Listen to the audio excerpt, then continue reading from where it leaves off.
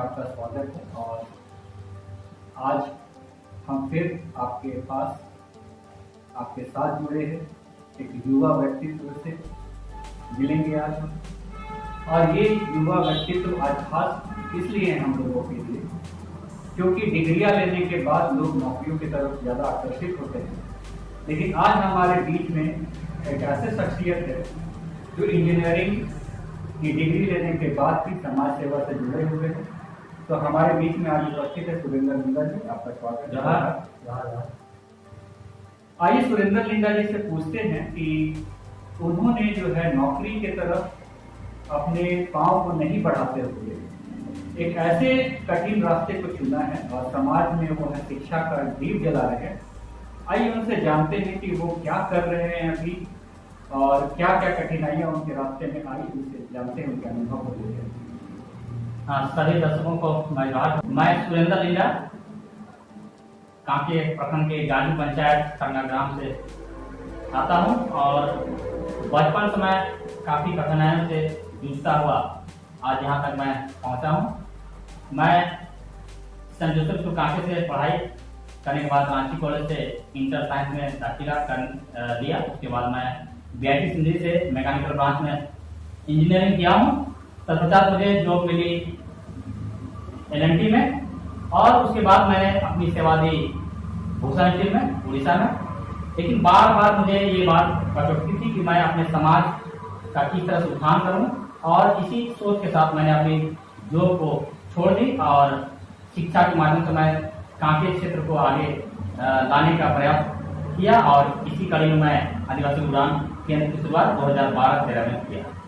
चलिए, बहुत अच्छा अनुभव इन्होंने बताया है और ये हम लोग के लिए प्रेरणा भी हो सकता है कि आमतौर पर जहाँ युवा झारखंड में खास करके नौकरियों की तरफ जाते हैं, इन्होंने उसको ठुकराते हुए आज समाज में काम कर रहे हैं। और अभी हम मौजूद है इनके क्लासरूम में जो कि कांके में ही स्थित है और इस क्लासरूम में ये इस ग्रामीण क्षेत्रों के बच्चों को तैयारी करवाते हैं विभिन्न प्रतियोगी परीक्षाओं की। और खुशी की बात है कि इस क्षेत्र से भी लोग आज ग्रामीण परिवेश से निकलकर अलग अलग बैंकों में एसएससी की परीक्षाओं में पास करके जा रहे हैं। तो इस के बारे में इनका अनुभव क्या रहा आज तक, कैसे बच्चों से इनका सामना करना पड़ा और किस तरीके से बच्चों को ये प्रेरित करते हैं, आइए इनसे हम जानते हैं। जब मैंने 2012-13 में आदिवासी उड़ान केंद्र की शुरुआत की तो मुझे नहीं पता था कि ये आदिवासी उड़ान केंद्र कितने दूर तक रास्ता तय करेगी। मुझे आज खुशी है कि मैं आदिवासी उड़ान केंद्र के माध्यम से शिक्षा, खेल, ट्रैवल फूड्स से लेकर झारखंड की जो संस्कृति है उसको मैं अपने माध्यम से बढ़ावा दे रहा हूँ। हमारे यहाँ SSC, bank, railway, computer classes के अलावा मैं खुद एज ए ट्रेनर मैं बी कीपिंग, मधुमक्खी पालन, साथ में मशरूम कल्टीवेशन उसका भी मैं यहाँ पर ट्रेनिंग देता हूँ और लोगों को मैं जॉब के अलावा स्वरोजगार अपनाने के लिए मैं प्रेरित कर रहा हूँ और खुद मैं ट्रेनिंग देता हूँ। मैं आप सबों को बता देना चाहूँ कि इस संस्थान से अभी तक 40 से 50 बच्चों का सरकारी नौकरी हो चुकी है और बहुत सारे ऐसे बच्चे हैं जो कि स्वरोजगार को अपनाते हुए अपने पैर पर खड़े रह चुके हैं। और मैं और एक बात बताना चाहूँ कि इस संस्थान में वही बच्चे आते हैं जो शैक्षणिक रूप से पुअर होते हैं, साथ में आर्थिक रूप से भी पुअर होते हैं। और मुझे आज खुशी है कि मैं इस संस्थान को चलाते हुए मैं गरीब से गरीब बच्चों को मैं यहाँ पे पढ़ा रहा हूँ। बहुत सारे बच्चे हैं जो निःशुल्क पढ़ते हैं, बहुत सारे बच्चे हैं जो अपने खुशी से जो भी शुल्क हो पाता है वो देते हैं, जो नहीं दे पाते हैं। लेकिन मुझे खुशी इस बात का है ये बच्चे आज नौकरी कर रहे हैं और अपने पैरों पर खड़े हैं। जैसा सुरेंद्र जी ने अभी बताया कि 50 से 60 लोग यहाँ से चयनित हुए हैं विभिन्न संस्थाओं में, बैंक में, रेलवे में, और ये बहुआयामी तरीके से जो है प्रशिक्षण देने का काम कर रहे। एक तरफ शिक्षा का दीप तो चला ही रहे, उसके अलावा झारखंड की चीजों को भी आगे बढ़ाने का काम कर रहे हैं और यहाँ के युवाओं को ज्यादा से ज्यादा प्रोत्साहित कर रहे हैं कि वो उस क्षेत्र में भी नया व्यवसाय को भी अपनाए और अपने जो है आर्थिक विकास भी करे। तो ये बहुत बड़ी उपलब्धि है। तो इन्होंने ये भी बताया कि ग्रामीण क्षेत्र से लोग यहाँ पर निकल के आते हैं, जो कि झोपड़ियों में रहते हैं, जिनकी आर्थिक दशा सही नहीं होती है, और इस क्षेत्र में काम करना एक बहुत ही चैलेंज भरा कार्य रहा होगा, हम अनुभव कर सकते हैं। तो आगे का क्या योजना है, किस योजना पे सुरेंद्र लिंडा जी काम करना चाहते हैं? मैं अभी तक आप सबों को बता देना चाहूँगा कि मैं यहाँ पर एसएससी बैंक रेलवे के अलावा स्वरोजगार अपनाता हूँ। उसके अलावा मैं झारखंड का जो फूड्स है, ट्राइबल फूड्स है, उसको लेकर मैं यहाँ का जो जतरा संस्कृति है और यहाँ बगल में बिरसा एग्रीकल्चर यूनिवर्सिटी ऑर्किड है, वहाँ पर जो किसान मेला लगता है, वहाँ पर मैं अपने बच्चों के माध्यम से वहाँ पर ट्राइबल फूड्स का स्टॉल लगाता हूँ और वहाँ पर जो भी मुझे बेनिफिट होता है वो मैं बच्चों के पढ़ाई लिखाई में लगाता हूँ। इसके अलावा मैं एक आदिवासी उड़ान टीम नाम का एक फुटबॉल टीम चलाता हूँ। उसमें कांके क्षेत्र के जितने भी खिलाड़ी है जिसमें प्रतिभा मुझे देखने को मिलती है, उन बच्चों को मैं टीम से जोड़ करके उनकी प्रतिभा को निखारने का भी प्रयास करता हूँ। इसके अलावा मैं अभी राधा जंगल एक है जो कि कवर टोनी गाँव, वहाँ पर मैं बाबा कार्तिक पुराण अध्ययन केंद्र में चलाता हूँ। वहाँ पर मैं अपने माध्यम से बच्चों को किताब, कॉपी और बहुत सारे संसाधन उपलब्ध मैं करा चुका हूँ और लगातार मैं उसका मॉनिटरिंग भी करता हूँ। अभी मैंने कांके में एक ट्राइबल स्टैंडर्ड स्कीम की भी शुरुआत की है। इसके माध्यम से मैं कोशिश कर रहा हूँ कि जो भी आदिवासी बच्चे जो पढ़ाई के माध्यम से आगे नहीं बढ़ पा रहे हैं, उनको मैं व्यवसाय से जोड़ना का प्रयास कर रहा हूँ और इस स्कीम के तहत मैं बच्चों को मंथली 25,000 से लेकर 50,000 तक व्यवसाय के लिए मैं पूंजी देने का प्रयास कर रहा हूँ। चलिए, बहुत ही खूबसूरत तरीके से इन्होंने अपने अनुभव को बताया है और ये बहुयामी काम कर रहे हैं। शिक्षा का जोत तो जला ही रहे हैं, उसके अलावा बहुत तरीकों से लोगों को जोड़ने का काम कर रहे हैं, संस्कृति को बढ़ावा देने का काम कर रहे हैं, खेल में भी लोगों को बढ़ाने का काम कर रहे हैं।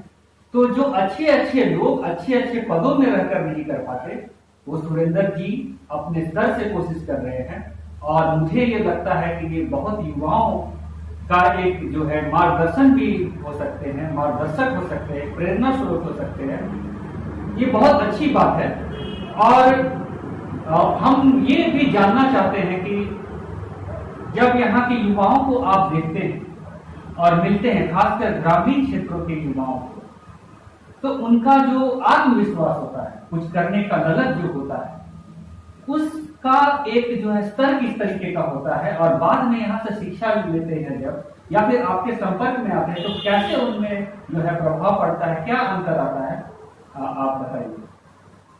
मुझे लगता है कि झारखंड के जो आदिवासी बच्चे हैं उनमें प्रतिभा की कोई कमी नहीं, बस जरूरत है उन्हें गाइडलाइन करने की, सही गाइडलाइन करने की। मैं अभी अपने संस्थान के माध्यम से उन बच्चों को मैं आज देखता हूँ तो मुझे खुशी लगता है कि बहुत सारे बच्चे स्वरोजगार अपनाकर आगे बढ़ चुके हैं। हमारे बच्चे अभी कैफे भी चला रहे हैं, हमारे बच्चे अभी मशरूम की खेती भी कर रहे हैं और उससे अच्छा इनकम जनरेट कर चुके हैं। हमारे बच्चे अब गांव-गांव में जमीन लीज पर लेकर के खेती भी करना शुरू कर दिए हैं। हमारे बच्चे जो जॉब कर रहे हैं वे भी मुझे बार बार फोन करते हैं और मुझे धन्यवाद देते हैं। मैं उनको यही बोलता हूँ कि जिस तरह से आप इस संस्थान से पढ़ाई करके एक मार्गदर्शन प्राप्त करके आगे बढ़े हैं, आप भी जरूरतमंद लोगों को मार्गदर्शन करें, उनको हर तरीका से उनको सपोर्ट करें और उनको आगे बढ़ाने का प्रयास करें। तो मैं हमेशा कोशिश करता हूँ कि बच्चों को सिर्फ जो ज्ञान ना दूं, मतलब कि जो किताबी ज्ञान ना दूं, बल्कि मैं उनको कोशिश करता हूँ कि मैं उसको नैतिक ज्ञान भी पढ़ाऊँ। चलिए, बहुत अच्छा। किताबी ज्ञान के अलावा नैतिक ज्ञान और जो प्रैक्टिकल जो है वो भी ये बता रहे हैं और इसके अलावा ये मुझे पहले बता रहे थे कि तकनीकी ज्ञान की तरफ भी इनका ध्यान है और किसी गांव के बारे में बता रहे थे कि वहाँ पे इन्होंने गांव को गोद लेने का काम किया है और वहाँ के बच्चों को जो तकनीकी शिक्षा का भी प्रयास ये देने का काम कर रहे हैं। आइए जानते हैं कि ये योजना इनकी क्या है। भविष्य में मेरा योजना है कि गांव-गांव में एक स्टडी सेंटर बने, अध्ययन केंद्र बने। वहाँ बच्चे शाम को 6 बजे वहाँ पढ़ाई करें और वहाँ के उसी गांव के जो युवा लोग हैं वो लोग पढ़ाने का काम करें। और वहाँ पर मैं अपने माध्यम से या फिर सरकार के माध्यम से मैं आज ये चैनल के माध्यम से सरकार को भी अपील करूँ कि आप गांव में अध्ययन केंद्र मैं जो खोल रहा हूँ उसमें आप सहयोग करें। मुझे मैं बहुत बहुत धन्यवाद देना चाहूँगा कि झारखंड में जो जेसवा की टीम चलती है, उन्होंने मुझे 2 कंप्यूटर और 2 लाख की लगभग पुस्तकें उपलब्ध करा चुकी है। और इसके लिए मैं डॉक्टर अभय सागर मीन सर को भी धन्यवाद देना चाहूँगा कि उन्होंने लाइनअप किया था। और हमारे संस्थान में बहुत सारे पॉलिटिशियन से लेकर साहित्यकार तक हमारे संस्थान में आ चुके हैं। उसमें डॉक्टर अरुण राव सर हैं जो IPS रह चुके हैं, महादेव टप्पो सर जो साहित्यकार हैं, इसके अलावा वासनिक हीरो जी है वो भी आ चुकी है, गीता सुदान भी आ चुकी है, झारखंड के प्रथम मुख्यमंत्री बाबूलाल मरांडी भी आ चुके हैं। तो बहुत सारे यहाँ पे हमारे झारखंड के जो पॉलिटिशियन हो या फिर साहित्यकार हो या फिर बहुत सारे सामाजिक लोग हैं वे भी संस्थान को आकर के सहयोग कर चुके हैं। और मुझे उम्मीद है कि आने वाले समय में भी लोगों का सहयोग मिलता है। ये है युवा झारखंड, और युवा झारखंड का युवा जो एक युवा सोच को रखता है और एक उड़ान लेने की कोशिश कर रहा है, एक सपने को संजोए हुए अपने आंखों में, और ये बहुत ही बड़ी सोच है।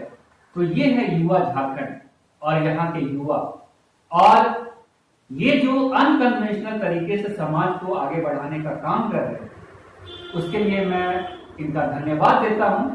और आप सभी लोगों से ये अनुरोध करता हूं कि जरूरत है हम लोग को अपने लेवल पे आगे आने की, समाज को दिशा देने की, जो कि सुरेंद्र लिंडा जैसे शख्सियत इस क्षेत्र में दे रहे हैं। तो आज हम अपनी टीम की ओर से इनको ढेर सारी शुभकामनाएं देते हैं और आशा करते हैं कि ऐसे शख्सियतों से मिलने के बाद हमें जुनून और जोश वो पैदा होता है कि हम अपने राज्य के लिए, अपने देश निर्माण के लिए वो जोत की अलग जगा सके, जिससे कि चौतरफा और बहुमुखी विकास हो। तो ऐसे शख्सियत अगर काम करेंगे तो झारखंड और पूरे देश में यहाँ का नाम होगा, यहाँ के बच्चों की जो उपलब्धियां हैं वो हासिल होगी। तो आज इस कार्यक्रम में सुरेंद्र लिंडा जी हमारे साथ जुड़े, इसके लिए बहुत बहुत धन्यवाद। तो अगर आपको हमारा आज का ये मुलाकात अच्छा लगा हो तो आप ज्यादा से ज्यादा इसको शेयर करें, लाइक करें, YouTube को सब्सक्राइब करें। तो आज इस शो में आप हमारे साथ जुड़े उसके लिए बहुत बहुत धन्यवाद।